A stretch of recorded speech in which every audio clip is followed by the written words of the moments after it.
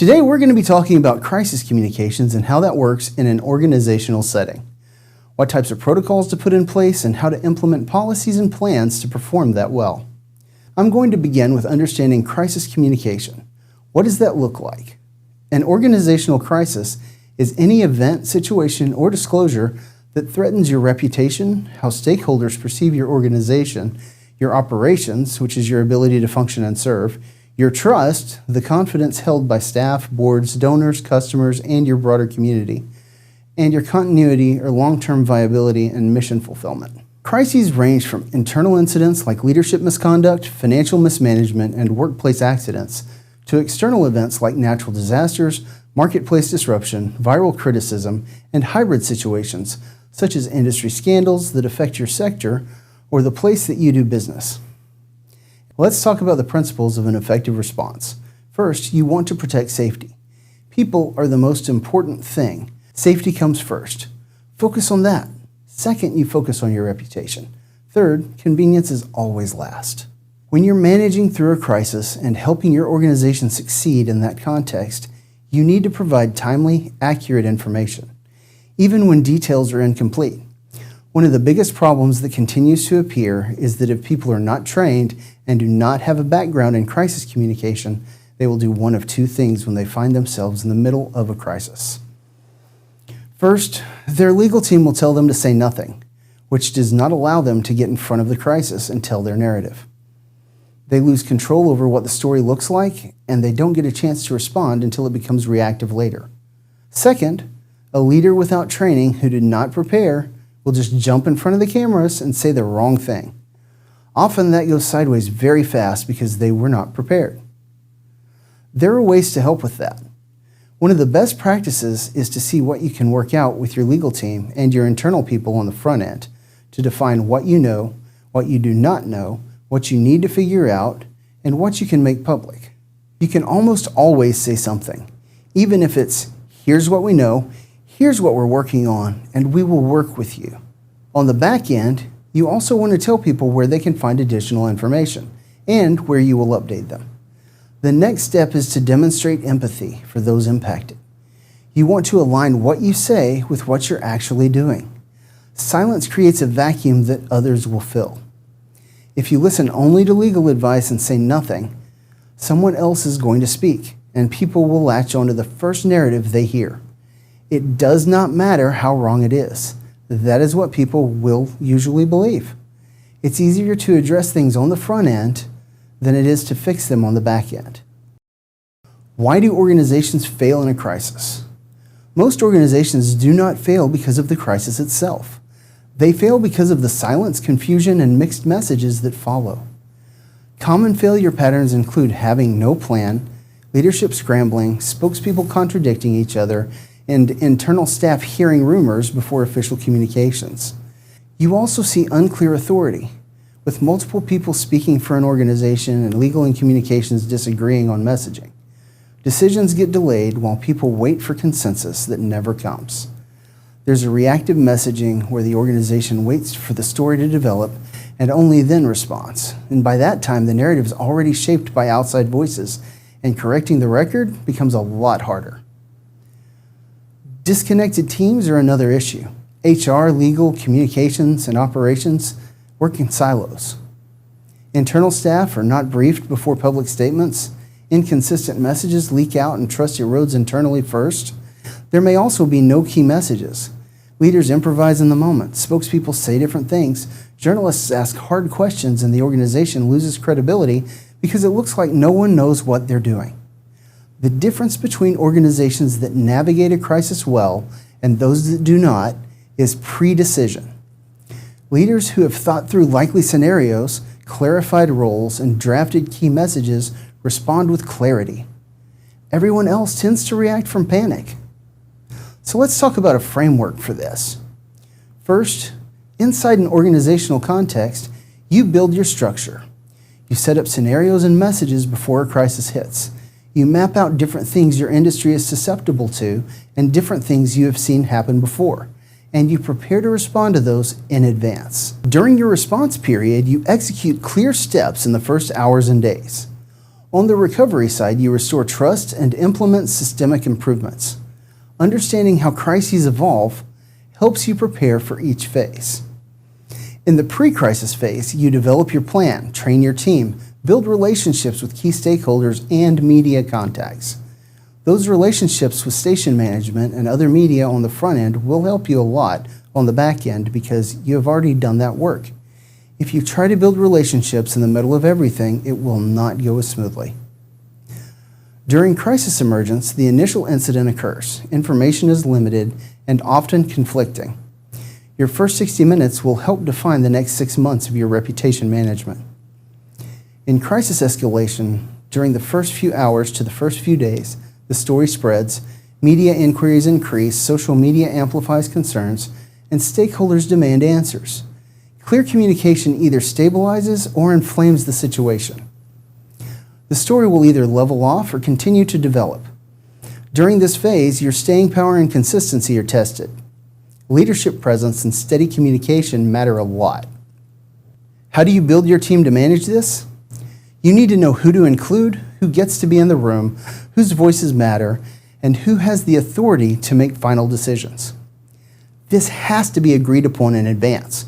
You do not want to figure it out in the middle of a crisis. An effective team includes representatives from several areas. Executive leadership has ultimate decision authority, approves key messages and external communications, and may serve as a primary spokesperson if appropriate, or authorize someone who is appropriate to do so. Communications and public relations manage messaging strategy, media relations, internal communications, and social media response, often serving as the crisis manager and coordinating across functions.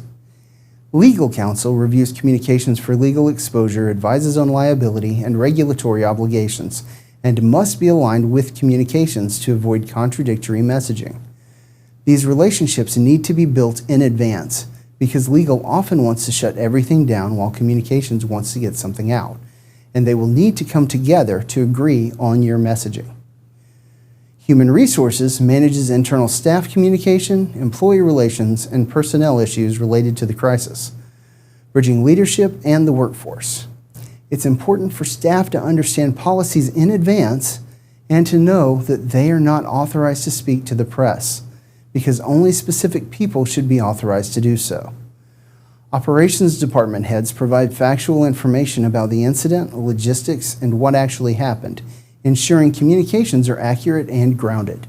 For nonprofits and faith-based organizations, board members need to stay informed and may serve as an external face if the executive is compromised or part of the crisis. It is helpful to have multiple people trained as spokespersons because you may need to swap out if someone is not available. Everyone needs to be on the same page with what is happening. There must be consistent, dedicated internal communication to ensure board members, executive leadership, and spokespersons all have the latest information. Before anything happens, you need to have your crisis contact list available to all of these groups, including cell phone numbers, not just office lines, and after-hours contact methods like home phones, personal email, and texts. You need a clear decision-making hierarchy, primary donor relationships, media contacts, local officials, and technical contacts so that the website and server issues can be addressed quickly. In places like Houston, where natural disasters are frequent and cell phone access may be lost, you may need to develop tools like a texting tree to coordinate volunteer deployment and keep people informed. This contact list should be updated quarterly. A crisis at 3 a.m. or on a Sunday is no time to hunt for phone numbers or try to log into databases. When planning on the front end, you should identify your top 5 to 10 likely scenarios and map out expectations and messaging. These could include safety or facility incidents, leadership failures, or ethical breaches, financial crises or embezzlement, digital or social crises, data breaches, and reputation issues of public backlash. Consistency in messaging is key. Planning and mapping messaging in advance, getting prior approvals, and then adjusting based on the actual context can save enormous time and trouble. On the other end, you craft key messages. You want to express empathy. We're deeply concerned. We're aware of the issue. We know what's going on and we're trying to learn more. We will give you information when we can. You include facts, what happened, what is currently known. You explain action. Here is what we're doing now. You outline next steps. Here's how we'll update you moving forward. And here is where you can find more information. Here are the people and voices to trust who will have the latest information. Finally, you provide support, where people can get help if they were injured or impacted, such as in a data breach. In a crisis, emotions are high, information is incomplete, and everyone wants immediate answers. The best thing you can do is stick to 3 to 5 main points, with 3 usually being best because people can remember 3 things. You want every stakeholder to understand these points regardless of how questions are asked. Focus on consistency. Whether leadership, communications, or operations are speaking, the core narrative needs to stay aligned so spokespeople can answer quickly without contradicting each other. Pre-written messages reduce fumbling and hedging that erode credibility. You can also develop universal crisis messages, regardless of the specific incident, that match your brand voice and are already in place.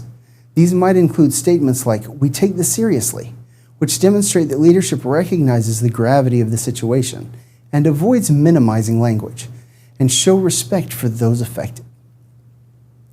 You might say, "We're committed to whatever core value is related to the crisis," and tie your response back to the organizational mission. For example, "We're committed to the safety and spiritual care of our congregation," or "We care deeply about children, and these are the policies we have in place to protect them.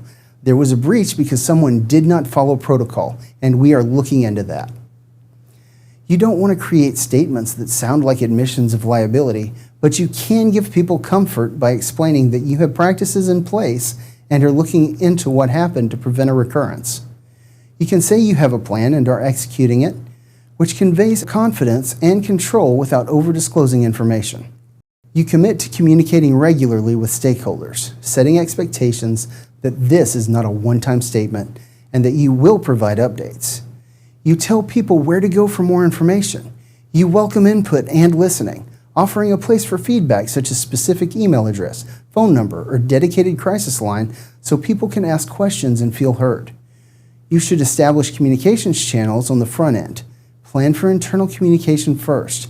Make sure you have access to all internal employees' information so that your messaging chain is set.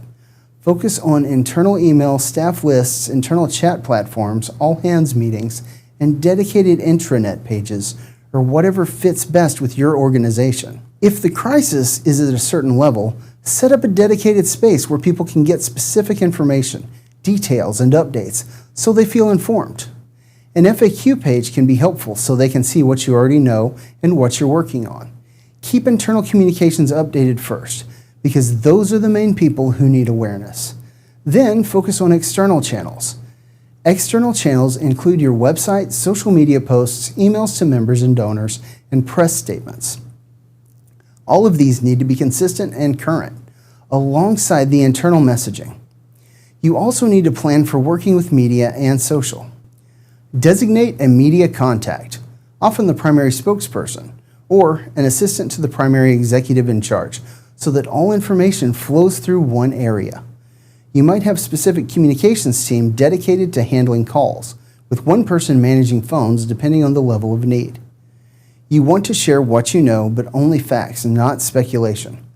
Provide a script so your team knows exactly what to say, where to direct people for more information, and what timelines are realistic for updates. Prepare Q&A documents in advance. For social media, post initial statements quickly, pin or highlight the most current updates, monitor comments for misinformation, and address issues in real time. You may need additional team members trained in advance to handle responses. Again, focusing on facts and directing people to authoritative sources for additional information. Now consider the initial steps. In the first few minutes after you learn something happened, someone should notify the crisis manager, communications leader, or CEO with basic facts. What happened, who was involved, whether anyone was hurt, and whether the situation is ongoing in the next 5 to 15 minutes. You convene the core team, bring everyone into the room, contact the CEO and legal, and communications, and share what is known. You identify information gaps. It is important to remember that legal teams are often very hesitant about digital communications because in the discovery phase of a lawsuit, the first step is give us all digital communications. texts, and emails related to this event. If you're in a regulated industry, there may be specific protocols you must follow. Because of this, some crisis teams and legal departments insist that no emails and no texts, only in-person conversations or limited phone calls with tightly controlled language. It is often best for everyone to be physically in the room to discuss things so there is no discoverable written record while you're still clarifying facts. In the next 15 to 30 minutes, you move into fact-finding. Operations department heads provide details, legal assesses exposure, HR advises on personnel considerations, and the team agrees on what is factually true versus what is still unknown. In the next 15 minutes, you decide whether you need external counsel or additional crisis management support, whether to notify law enforcement or your insurance provider, and what your holding statement will be. By the end of the first hour, your CEO or authorized spokesperson should approve initial messaging. In practice, this might look like the following. Media calls to ask about an issue and all inquiries are directed to one point person, often the communications lead.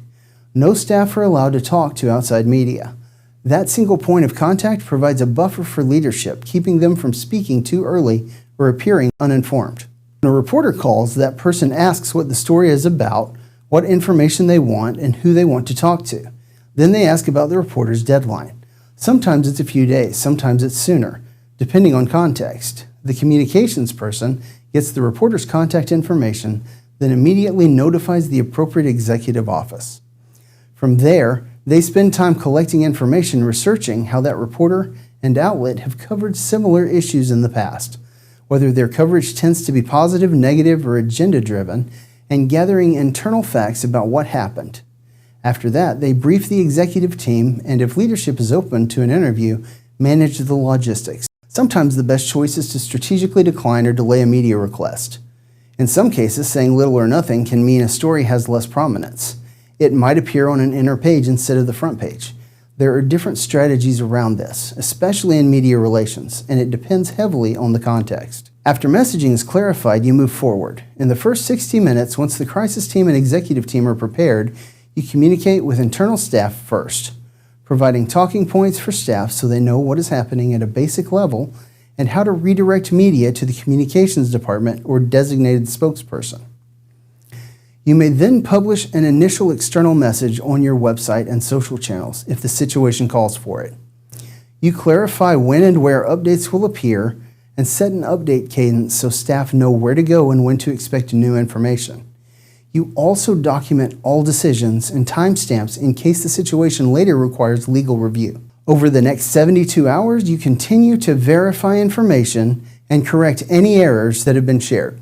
You update FAQs as new questions emerge. You provide care resources such as counseling or pastoral care, and you monitor media and social coverage to understand how people are perceiving the situation. You respond where appropriate within your normal protocols. Maintain regular internal touch points, ensure department heads and executives remain informed, and keep board members updated when new developments occur. Most of this communication will happen by phone rather than email or text for the reasons mentioned earlier. During this time, it is important to be humble and not defensive. You can acknowledge mistakes without overreacting. After everything is over, you will revisit what happened and what needs to change. But in the moment, being honest while staying within legal boundaries helps clarify and stabilize the situation. In recovery, reflection, and rebuilding, within a couple of weeks, you should conduct a structured debrief with the crisis team. You walk through what happened, timelines, facts, what worked in the response, where you struggled, what failed, and where gaps, delays, communication, breakdowns, process failures, policies, training, and culture issues all showed up. You identify who owns the follow-up and assign accountability and deadlines to the department and individuals so you have a holistic context for improvements. Often communications will create an after-action report and an improvement plan. It is best practice to integrate crisis planning into your content strategy, including regular space for crisis drills in your annual calendar.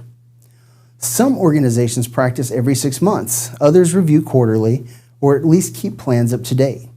You schedule regular crisis plan reviews and build regular content around transparency and accountability in internal channels. You align crisis planning with major moments in your organizational rhythm, such as annual meetings and quarterly reviews. Make sure crisis communication stays on top of the agenda because many people do not think about it until they're forced to. Keeping it in front of mind helps people remember the plan and stay engaged in training. When disruption hits, you can pivot without losing strategic focus because crisis readiness is built into the culture of leadership.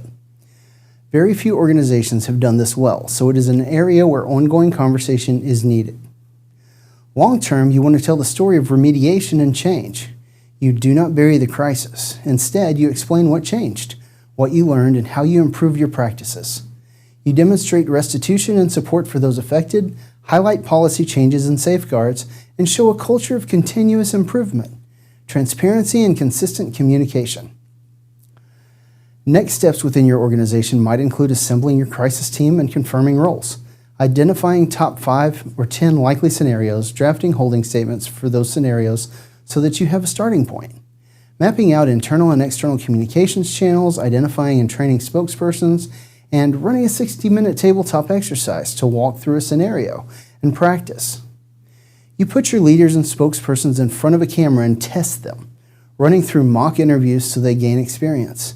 Doing this quarterly with 1 or 2 scenarios helps keep people ready and engaged. You also build crisis preparedness into your content calendar and schedule regular check-ins with executives.